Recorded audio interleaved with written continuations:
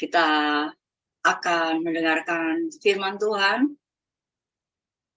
Siap-siap para lektor, Ibu Nerliana, Ibu Sarma, dan Bapak Apengkwe. Kita akan berdoa terlebih dahulu yang akan dipimpin oleh Ibu Rima. Silakan Bu Rima.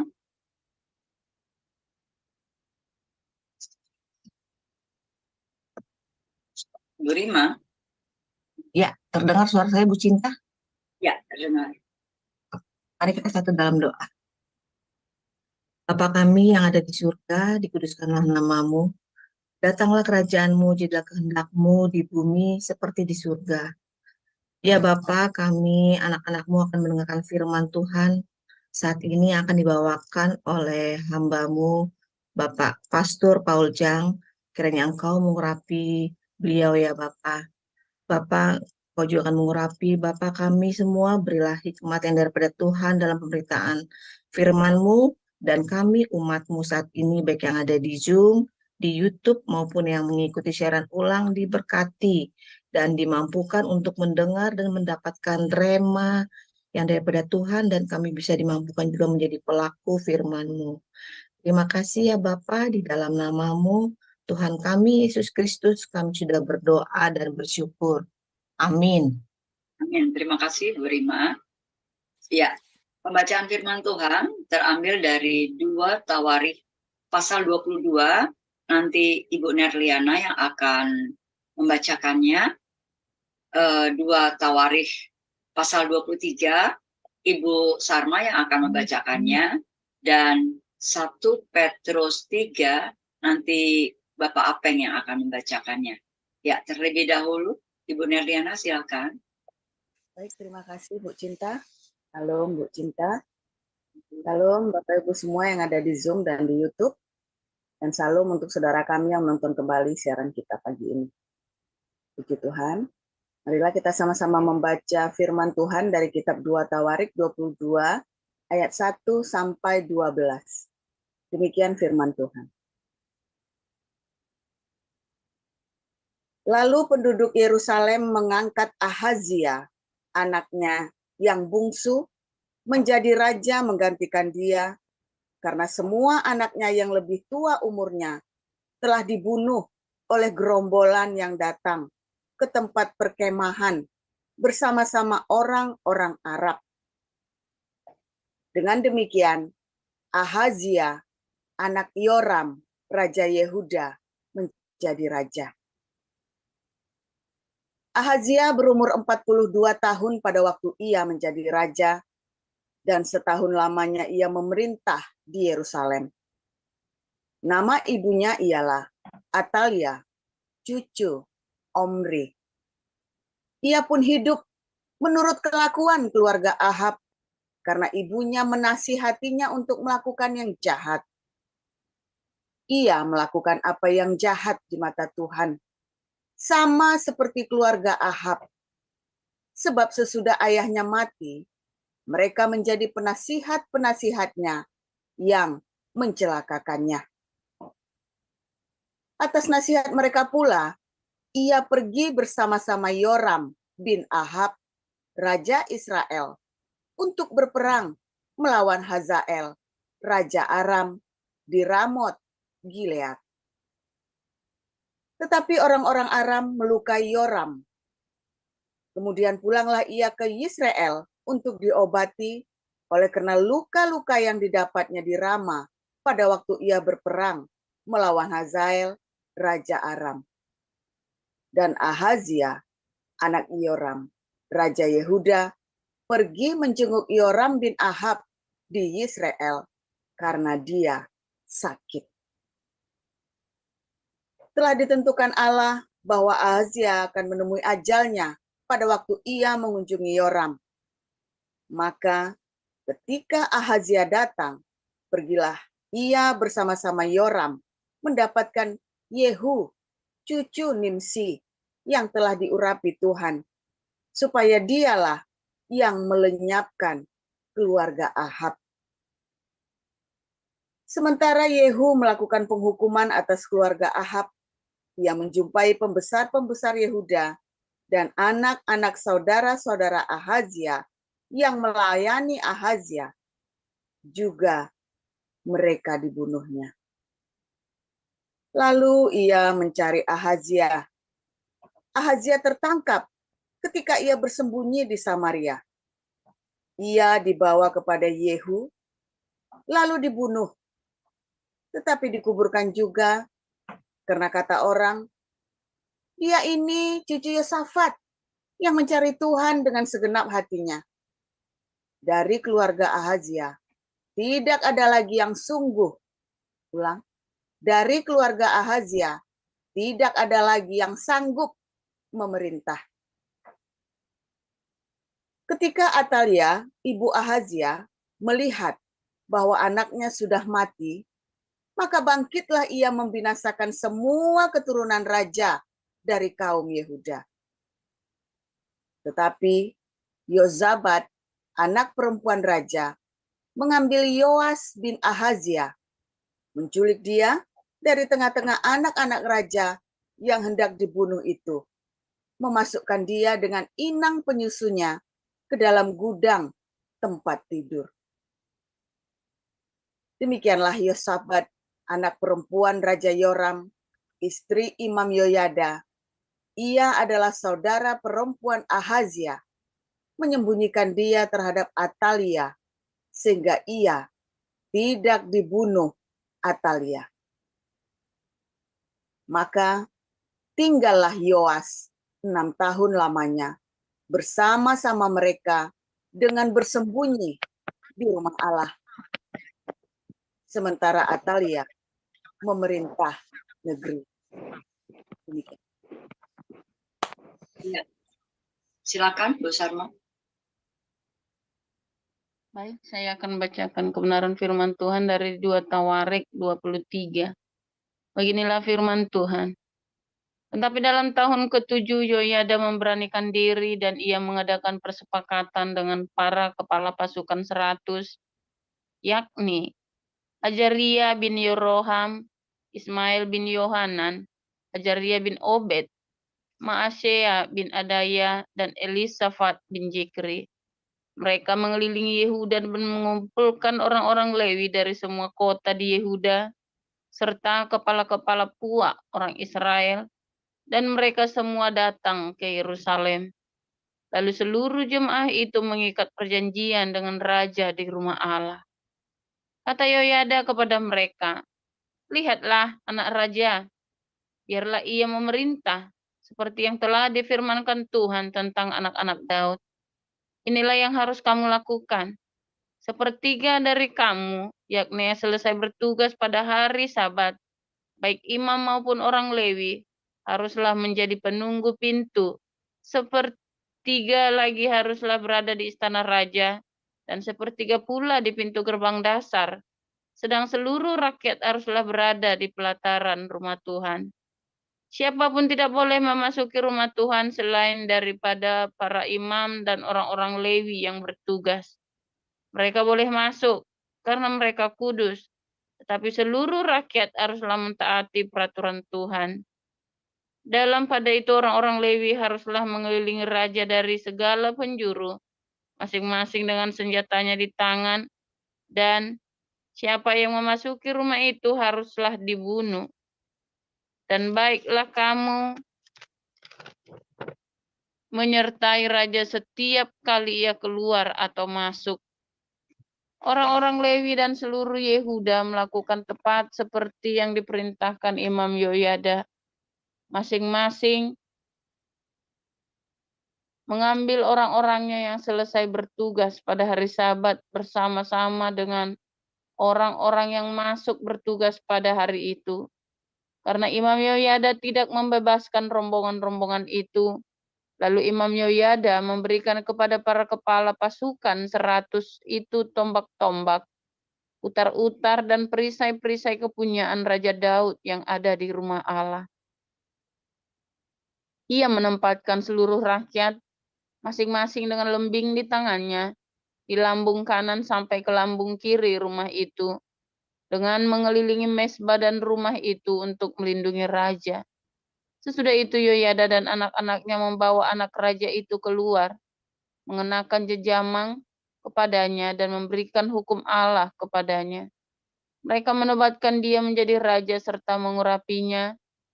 Lalu berserulah rakyat, hiduplah raja. Ketika Atalia mendengar pekik rakyat yang berlari-lari menyambut raja dan memuji-muji dia, pergilah ia mendapatkan rakyat itu ke dalam rumah Tuhan. Lalu dilihatnya lah raja berdiri dekat tiangnya pada jalan masuk, sedang para pemimpin dengan para pemegang nafiri ada dekat raja. Dan seluruh rakyat negeri bersukaria sambil meniup nafiri, sedang para penyanyi dan alat-alat musik mereka memimpin nyanyi-nyanyi puji-pujian. Maka Atalia mengoyakkan pakaiannya sambil berkata, "Hianat, hianat!" Tetapi Imam Yoyada menyuruh keluar para kepala pasukan 100, yakni orang-orang mengepalai tentara. Katanya kepada mereka, "Bawalah dia keluar dari antara barisan. Siapa yang memihak kepadanya harus dibunuh dengan pedang. Sebab imam itu telah berkata tadinya, jangan kamu membunuhnya di rumah Tuhan." Lalu mereka menangkap perempuan itu. Pada waktu ia sampai ke jalan masuk istana raja pada pintu gerbang kuda, dibunuhlah ia di situ. Kemudian Yoyada mengikat perjanjian antara dia dengan segenap rakyat dan raja, bahwa mereka menjadi umat Tuhan. Sesudah itu, masuklah seluruh rakyat ke rumah Baal, lalu merobohkannya. Mereka memecahkan mesbah-mesbahnya dan patung-patungnya dan membunuh Matan, imam Baal, di depan mesbah-mesbah itu. Kemudian Yoyada menyerahkan pengawasan atas rumah Tuhan kepada imam-imam dan orang-orang Lewi yang telah dibagi-bagi dalam rombongan oleh Daud untuk bertugas di dalam rumah Tuhan, yakni untuk mempersembahkan korban bakaran kepada Tuhan, seperti tertulis di dalam Taurat Musa, dengan sukaria dan dengan nyanyian menurut petunjuk Daud. Juga ditempatkannya penunggu-penunggu pintu pada pintu-pintu gerbang rumah Tuhan, supaya dalam hal apapun juga jangan masuk seseorang yang najis. Sesudah itu ia mengajak para kepala pasukan 100, para pemuka, para pemerintah rakyat dan seluruh rakyat negeri, lalu membawa raja turun dari rumah Tuhan. Mereka masuk ke istana raja melalui pintu gerbang atas, lalu mendudukkan raja ke atas tahta kerajaan. Bersukarialah seluruh rakyat negeri dan amanlah kota itu setelah Atalia mati dibunuh dengan pedang. Demikian. Ya, silakan Pak Apen 1 Petrus 3. Ya, saya lanjutkan 1 Petrus pasal 3 ayat 1 sampai 22. Demikian juga kamu, hai istri-istri, tunduklah kepada suamimu, supaya jika ada di antara mereka yang tidak taat kepada firman, mereka juga tanpa perkataan dimenangkan oleh kelakuan istrinya. Jika mereka melihat bagaimana murni dan salehnya hidup istri mereka itu, perhiasanmu pun janganlah secara lahiriah, yaitu dengan mengepang-ngepang rambut, memakai perhiasan emas, atau dengan mengenakan pakaian yang indah-indah. Tetapi perhiasanmu ialah manusia batinia yang tersembunyi dengan perhiasan yang tidak binasa, yang berasal dari roh yang lemah lembut dan tentram, yang sangat berharga di mata Allah. Sebab demikianlah caranya perempuan-perempuan kudus dahulu berdandan, yaitu perempuan-perempuan yang menaruh pengharapannya kepada Allah. Mereka tunduk kepada suaminya, sama seperti Sarah yang taat kepada Abraham dan menamai dia tuannya. Dan kamu adalah anak-anaknya, jika kamu berbuat baik dan tidak takut akan ancaman. Demikian juga kamu, hai suami-suami, hiduplah bijaksana dengan istrimu sebagai kaum yang lebih lemah. Hormatilah mereka sebagai teman pewaris dari kasih karunia, yaitu kehidupan, supaya doamu jangan terhalang. Dan akhirnya hendaklah kamu semua seia sekata, seperasaan, mengasihi saudara-saudara, penyayang dan rendah hati. Dan janganlah membalas kejahatan dengan kejahatan, atau caci maki dengan caci maki. Tapi sebaliknya, hendaklah kamu memberkati, karena untuk itulah kamu dipanggil, yaitu untuk memperoleh berkat. Sebab barang siapa yang mau mencintai hidup dan mau melihat hari-hari baik, ia harus menjaga lidahnya terhadap yang jahat dan bibirnya terhadap ucapan-ucapan yang menipu. Ia harus menjauhi yang jahat dan melakukan yang baik. Ia harus mencari perdamaian dan berusaha mendapatkannya. Sebab mata Tuhan tertuju kepada orang-orang benar dan telinganya kepada permohonan mereka yang minta tolong. Tetapi wajah Tuhan menentang orang-orang yang berbuat jahat. Dan siapakah yang akan berbuat jahat terhadap kamu jika kamu rajin berbuat baik? Tetapi sekalipun kamu harus menderita juga karena kebenaran, kamu akan berbahagia. Sebab itu janganlah kamu takuti apa yang mereka takuti, dan janganlah gentar. Tetapi kuduskanlah Kristus dalam hatimu sebagai Tuhan, dan siap sedialah dalam segala waktu untuk memberi pertanggungan jawab kepada tiap-tiap orang yang meminta pertanggungan jawab dari kamu tentang pengharapan yang ada padamu. Tetapi haruslah dengan lemah lembut dan hormat, dan dengan hati nurani yang murni, supaya mereka yang memfitnah kamu karena hidupmu yang saleh dalam Kristus menjadi malu karena fitnah mereka itu. Sebab lebih baik menderita karena berbuat baik, jika hal itu dikehendaki Allah, daripada menderita karena berbuat jahat. Sebab juga Kristus telah mati sekali untuk segala dosa kita. Ia yang benar untuk orang-orang yang tidak benar, supaya ia membawa kita kepada Allah. Ia yang telah dibunuh dalam keadaannya sebagai manusia, tetapi yang telah dibangkitkan menurut roh. Dan di dalam roh itu juga ia pergi memberitakan Injil kepada roh-roh di dalam penjara, yaitu kepada roh-roh yang dahulu pada waktu Nuh tidak taat kepada Allah. Ketika Allah tetap menanti dengan sabar waktu Nuh sedang mempersiapkan bahteranya, di mana hanya sedikit, yaitu 8 orang yang diselamatkan oleh air bah itu. Juga kamu sekarang diselamatkan oleh kiasannya, yaitu baptisan. Maksudnya bukan untuk membersihkan kenajisan jasmani, melainkan untuk memohonkan hati nurani yang baik kepada Allah oleh kebangkitan Yesus Kristus yang duduk di sebelah kanan Allah setelah ia naik ke surga sesudah segala malaikat, kuasa, dan kekuatan ditaklukkan kepadanya. Demikian firman Tuhan. Terima kasih para lektor, Bu Nerliana, Bu Sarma, dan Pak Apeng. Kita akan mendengarkan renungan firman Tuhan yang akan disampaikan oleh Pastor Paulsang yang berjudul Atalia, Neraka di Telapak Kaki Ibu. Silakan Pastor. Ya, wah Ibu Cinta sampai membaca judulnya aja nggak tega ya Bu Cinta ya. Tolong tampilkan 1 Petrus 3 ayat 1 dan 2 ya saudara ya. Luar biasa, berbahagialah orang yang mendengar firman dan melakukannya. Ya, maka orang-orang ini akan hidup di dalam cinta kasihnya Tuhan, dalam segala keberuntungan dari surga. Ya, nah, saudara, Anda lihat ya,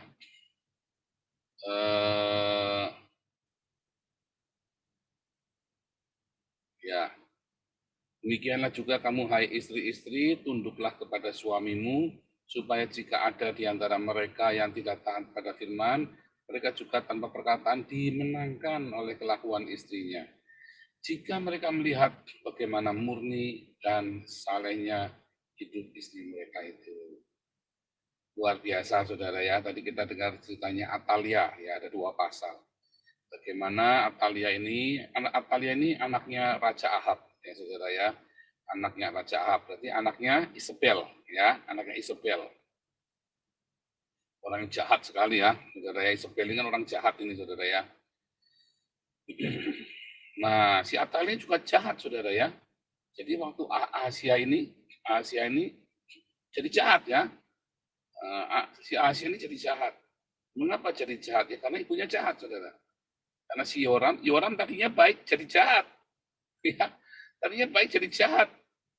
Ya, karena dia bersekutu dengan Ahab, dengan orang jahat. Dia ke bawah. Ya. Kebiasaan yang buruk, ya. Pergaulan yang buruk merusak kebiasaan yang baik. Anda orang yang cinta Tuhan, yang begitu mengasihi Tuhan, Anda orang begitu penuh dengan cinta, tiba-tiba Anda jadi pemarah. Tiba-tiba Anda jadi brutal, tiba-tiba Anda jadi rusak-rusuh. Kenapa ya? Mungkin karena Anda berteman dengan orang-orang seperti itu. Ya, makanya jangan runtang-runtung sama orang yang rusak-rusuh, orang yang nggak sabaran. Anda jangan berteman tahu dekat. Anda lihat ya, ada orang sedikit tidak nggak sabaran, tapi ada orang amat sangat nggak sabaran. Anda jangan deket-deket. Ambience-nya loh, ya, hawanya mempengaruhi kamu nanti, saudara. Percaya saya, nggak kuat, saudara. Ya, jadi kalau Anda lagi nginjili Pak, ya jangan runtang-runtung, sesekali saja. Ya, jangan ngotot mau menangkan dia itu nggak usah. Kalau Anda memenangkan dia, caranya sekali beritakan Injil dan Anda berdoa buat dia. Bukan runtang-runtung, bukan, saudara ya. Salah ya. Pemberitaan Injil sesekali Anda ketemu, Anda bersaksi, tapi Anda berdoa, tapi jangan runtang-runtung pagi siang malam. Anda kan kayak dia. Kepada siapa Anda bergaul, ya itulah Anda, saudara ya. Nanti Anda jadi begitu. Secara nggak langsung itu nular. Dan celakanya bukan yang baik yang Anda tularkan kepada dia, tapi Anda lebih terima yang buruk, itu loh masalahnya. Ya, lebih banyak yang buruk yang menularkan daripada yang baik yang ditularkan.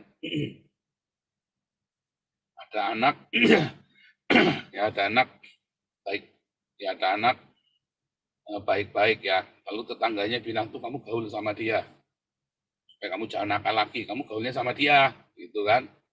Nah, maka si anak yang nakal ini gaul sama anak yang buruk itu, saudara ya.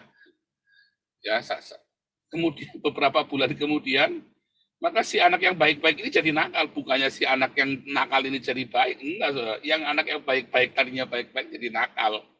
Itu sudah dari sononya begitu, saudara ya. Jadi hati-hati, awasi anak-anakmu kalau lagi punya teman baru anak nakal, saudara ya. Selalu diingetin. Ya, selalu diingetin. Nah, kalian ini jahat sekali ya. Tiap begitu anaknya si Asia ini mati, ya, maka semua anak-anaknya Asia, berarti kan cucunya dia, ya, berarti kan cucunya dia sendiri dibunuh semua, saudara. Ya, yang laki-laki semua dibunuh semua, dan dia jadi raja. Nah, terus ya, dia jadi ratu. Dia kemudian berbuat yang jahat, mempersembahkan kepada Baal, sama seperti Isabel. Saudara lihat ya, dari Isabelnya, karena Atalianya.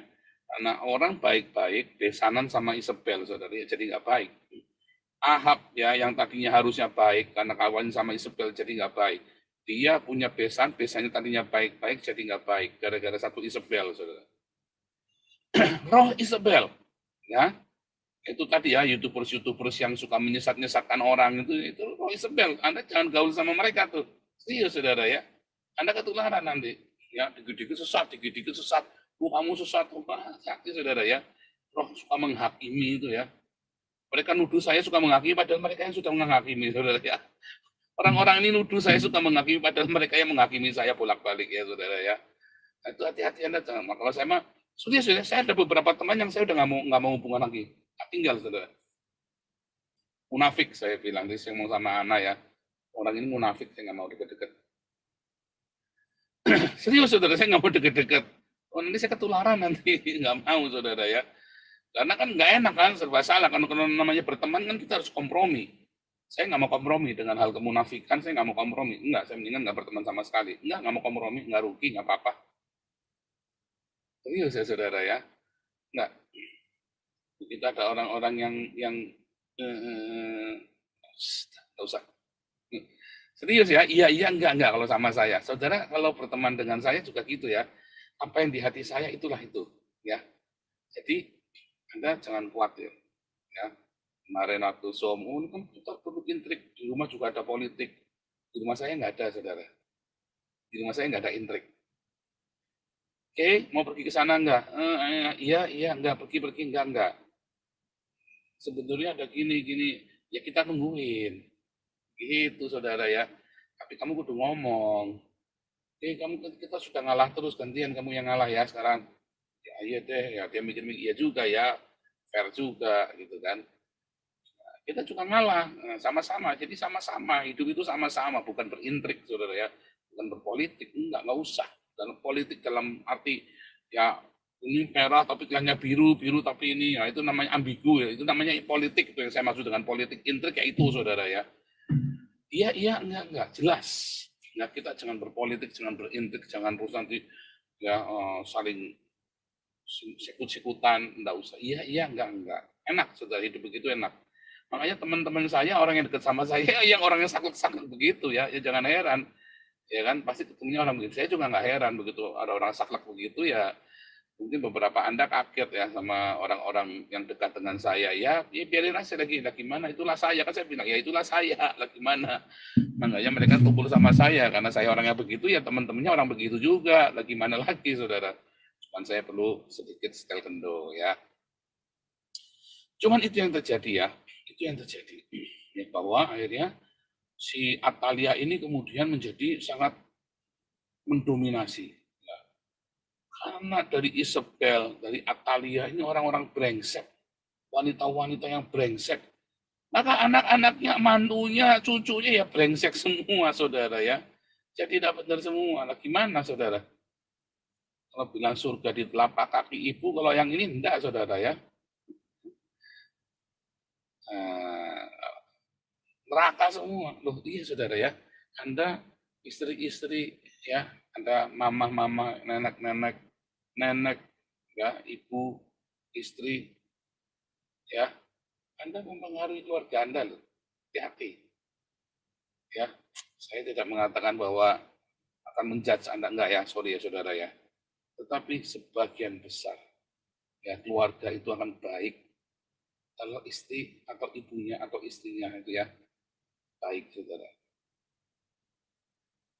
Ya, makanya Anda lihat ya, istri-istri ya, jaga hidupmu dalam kebenaran. Mungkin suamimu jahatnya minta ampun. Kalau kamu benar, percaya saya, anakmu nggak akan rusak.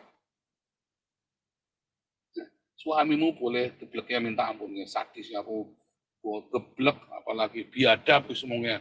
Kalau kamu hidupnya benar, anakmu benar. Serius, saudara ya. Serius. Makanya istri-istri, ayo cari Tuhan. Anda kalau punya anak, ibu-ibu kalau punya anak perempuan diomongin.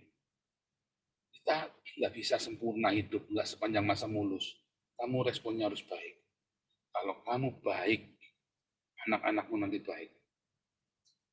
Ya, suamimu edan, kamu jangan ikut edan, jangan bales-balesan. Kamu edan ya, rusak rumahmu. Rumahmu rusak, rumah tanggamu, anak-anakmu rusak. Suamimu ngedan, kamu bertahan, tetap hidup dengan kebenaran, tetap kebaikan. Anakmu baik. Jangan takut. Ya, kalau orang-orang Ambon itu sampai nyanyi ya apa di doa ibuku itu lagu-lagu itu kalau saya dulu waktu kuliah itu orang-orang Ambon ini anak-anak asrama ini ya, dulu kan tinggal di asrama dulu ya, sampai nangis-nangis ya mereka ya. Terus saya lihat saudara, ibu-ibu yang baik anaknya baik, saudara ya. Ibunya berdoa itu ya, ibunya berdoa buat anak-anaknya tiap sore gitu ya. Kan bagus itu lagu itu ya, di doa tiap sore ya, di waktu sore hari ku dengar ibuku sujud bertelut dan berdoa, dan dia dengar namanya disebut. Tiap sore waktu rumahnya lagi sepi, dia pulang, jadi dia dengar ya, dia ngeliat ibunya lagi berdoa syafaat buat suaminya, buat anak-anaknya. Seharusnya Anda begitu kan, berdoa syafaat buat anak-anakmu, ya buat suamimu, buat tiap Anda punya, setiap hari Anda punya waktu khusus buat berdoa buat anak-anakmu, buat suamimu, saudara. Anda begitu enggak? Mami saya begitu, saudara ya. Mami saya itu namanya dulu cuma lulusan SMP, ya tinggal di kampung, ya saudara ya. Ya begitulah. Kalau pagi sarapan petasan, malam makannya dinamit, saudara ya. Ya begitulah Anda tahu sendiri.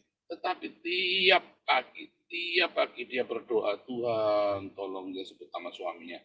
Tuhan, dia sebut satu-satu nama saya, saudara, nama anak-anaknya. Tuhan tolong, kalau kita lagi ada masalah, dia sebut satu-satu. Mami saya berdoa begitu. Wah, papi saya mah gila itu, saudara ya, kalau ngebukin istrinya. Dan papi saya nggak bekerja selama belasan tahun, nggak bekerja. Bayangin ya. Dan sampai tante saya ngomong, heran saya, kalian orang tuanya nggak benar, tapi anak-anaknya kok nggak ada yang, anak-anaknya kok benar semua. Ya, saudara ya, Karena ada ibu yang berdoa di dalam segala keterbatasan mami saya yang kurang baik, yang orang nganggap apalah semua yang jelek tentang mami saya. Tapi dia tiap pagi dia bangun, dia berdoa buat suaminya, buat anak-anaknya, saudara. Setia terus tiap pagi, saudara. Karena juga begitu ya. Percaya saya, air matamu itu dikumpulin sama Tuhan dalam sebuah kirtat. Kamu kan tua ya. Misalnya kamu berdoa enggak buat anak-anakmu? Wah, amit-amit Pak malah nyuruh saya doa puasa buat anaknya dia. Kurang asem ini orang. Kamu yang puasa buat anak kamu. Kapan saya nidurin kamu sampai keluar anak kamu ya kan? Kamu itu kan anak kamu ya, kamu sama kamu bikin enak sama suami kamu, saya yang disuruh puasa buat anak kamu. Kamu yang puasa.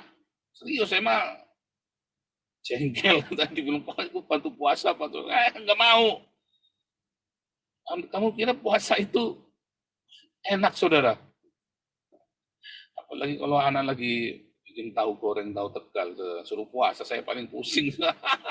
Doyan. Aduh, itu godaan terbesar itu. Kalau anak lagi bikin tahu tegal, saudara. Waduh, bingung saya suruh puasa. Aduh, mau puasa, nanti itu akhirnya nggak jadi. Aduh, Anda yang puasa. Seberapa Anda cinta sama suamimu, seberapa Anda cinta sama anak-anakmu. Puasa buat mereka, saudara. Nah, selain Anda berdoa, berpuasa, Anda hidup sesuai firman Tuhan dalam kesederhanaan. Ya, dalam ketulusan hati. Ya, di dalam kasih Anda rajin diakonia. Orang mau cantiknya kayak apa kalau hatinya busuk, saudara? Ya, maaf saudara ya, enak saudara. Pertama kali cantik, ya cantik ya, iya cuma buat nge-seks doang. Kalau buat hidup bareng mah nggak mau. Ya enggak saudara. Loh, saya kalau ngomong kan vulgar ya saudara ya. Cantik ya, iya cantik ya buat nge-seks doang. Tapi buat hidup bareng nggak mau. Tapi orang-orang ya istri-istri yang hatinya luar biasa, murni, hatinya tulus, itu buat hidup bareng enak saudara. Kayak istri saya ini, hatinya murni, baik. Ya kita kayak berteman. Tiap hari kita jalan gandengan, senang saudara. Kita ngomong, kadang-kadang ribut, kadang-kadang bertengkar. Ya bertengkar sebagai teman, teman bertengkar. Tapi kan sepadan, bukan gebuk-gebukan. Namanya teman debat begitu. Ngomong, gitu, ya kan? Enak kan ngomong begitu kan? Teman, karena hatinya baik. Hatinya murni. Kita ngomong-ngomong enak. Ya kan? Lalu kecantikan itu keluar dari hidupnya. Ya enggak? Cantik menur aku badai melampaui wajah mulia segala macam itu ya. Tapi hatinya jahat banget, sirikan, dengkinan, misuan. Itu ya, ada satu artis saya pernah cerita ya, ada artis saya kenal ya, kenal baik. Ini sekarang sudah cerai, sudah kawin sama orang konglomerat ya artis ini. Cantik, ya tapi kalau di kaki dor, wah sumpah serapah keluar semua. Ya suaminya ya enak saudara. Tapi dari mana dia sumpah serapahnya? Dari suaminya. Suaminya kalau juga kayak gitu ya. Mulai diselingkuhi sama suaminya, ya dia minta cerai. Satu proses cerainya saya di situ ya. Saya sampai kasihan lihat anak-anaknya ya, atau dia si Dul gitu ya, LL itu kayak nggak tiga anaknya masih kecil-kecil, masih piyik-piyik dulu, kasihan. Kasihan dulu saudara ya, jadi kasihan. Tapi itu terjadi, mau cantiknya kayak apa ya pasti. Nah, masalahnya suaminya juga geblek juga. Kamu pengen istrimu sempurna, kamu sendiri tiap hari ngebukin dia, tiap hari kamu iniin dia ya, dibully sama dibully sama suaminya sendiri. Gimana istrinya kamu udah kepahitan. Ya. Kali ini saya bilang sama istri-istri, kamu bertahan. Jangan menjadi cermin bagi suamimu. Kali ini jangan. Ya kalau kemarin saya bilang sama suami-suami, istrimu tuh ya cerminnya kamu. Tapi hari ini Anda bertahan, saudara. Memang mau nggak mau kamu bertahan kayak apa? Ya kamu akan bercermin dari suamimu dengan sendirinya. Tapi untuk yang satu ini kamu bertahan. Tetap setia sama Tuhan. Doa, puasa. Ya, jaga terus kemurnian hatimu. Ya, tetap hidup dalam kesederhanaan, berdiakonia. Ya. Ya ke salon perlu, tapi nggak usah menor-menor pakai jambul melambai topan badai itu enggak perlu, saudara. Enggak perlu. Ya, saudara ya. Ingat-ingat, saudara, nanti Anda menang. Kalau Anda sudah menang, anak-anakmu menang. Enggak, dan walaupun suamimu bawa neraka ke rumah, kamu jadi pemadam kebakaran. Suamimu boleh bawa neraka ke rumah, kamu semprotin tiap hari, saudara. Dengan doa, dengan puasa, dengan hidup di dalam diakonia, dalam kesederhanaan. Menang pasti, jangan ngomong, jangan percaya saya, menang kamu, saudara. Anak kamu kan menang, mami saya menang. Wah, mami saya menang, saudara ya. Yang lihat anak-anaknya semua sarjana ya. Mami saya sempat tahu anak saya jadi dokter ya, sudah ya. Kakak saya sudah semua ya. Dia sampai, waduh ngeri, saudara, perjuangannya mami saya ya. Sendirian begitu, waduh sambil dikebukin lakinya, sambil kerja biayain anaknya sekolah, sampai ngutang-ngutang, sampai wah saya bilang, mami jangan utang buat saya lagi, stop ya, jangan utang lagi buat saya. Sampai saya ngomong begitu ya, saudara ya. Mami saya menang, dia panen semuanya. Dari apa? Dari doanya, dari puasanya, di dalam segala ketidakmampuannya, dalam segala kebodohannya, dalam segala kenaifannya, tapi dia pemenangnya. Karena dia berdoa, dia berpuasa tiap hari. Bahkan waktu saya gegeran sama anak dulu, kita sudah, ya aku dengar ya 4 tahun itu ya, anak-anak saya itu ya, panggil anak-anak ya, si Waisam mereka dipeluk sama dia, dipeluk. Berdoa buat papa mama. Doa, anak saya diajari berdoa, saudara. Menang. Akhirnya kami pun menang, saudara. Saya sama anak pun menang. Karena mami saya bukan, omanya ibu saya bukan Isabel.